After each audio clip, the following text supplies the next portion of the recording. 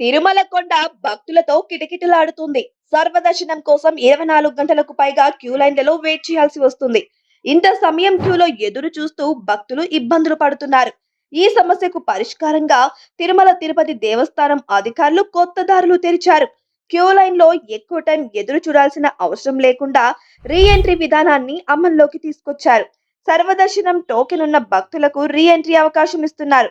భక్తులు సర్వదర్శనం queue line లోకి వెళ్ళాక వైకుంఠం 2లో ఆధార్ కార్డు చూపించి టోకెన్ తీసుకోవాలి.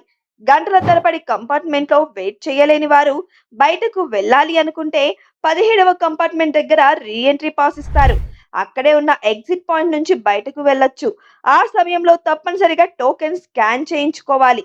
బయటకు వెళ్లే టైంలోనే దర్శనానికి తిరిగి ఎప్పుడు రావాలో అధికారులు చెబుతారు. ఆ టైంకి 15 నుంచి 20 నిమిషాల ముందు సిబ్బంది నిర్దేశించిన కంపార్ట్మెంట్ దగ్గరికి చేరుకోవాలి. తిరిగి లోపలికి వెళ్ళడానికి మ్యూజియం పక్కనున్న W4 గేట్ నుంచి వెళ్ళాలి. అక్కడ రీ ఎంట్రీ పాయింట్ ఉంటుంది. రీ ఎంట్రీ తర్వాత కేవలం 2 నుంచి 4 గంటల్లో స్వామివారి దర్శనం చేసుకోవచ్చు. ఈ సదుపాయం పొందే భక్తులు టోకెన్లు జాగ్రత్తగా ఉంచుకోవాలి. టోకెన్ పోతే అనుమతించరు. రీ ఎంట్రీ సమయంలోనూ మొబైల్ ఫోన్లు అనుమతించరు. ఈ గేట్ దగ్గర వస్తువులు డిపాజిట్ చేయడానికి కౌంటర్లు కూడా ఉండవు. అందుకే ఫోన్లు, ఇతర వస్తువులను రూమ్ లో లేదా లగేజ్ కౌంటర్ లో దాచుకొని రీ ఎంట్రీ పాయింట్ కి వెళ్ళాలి.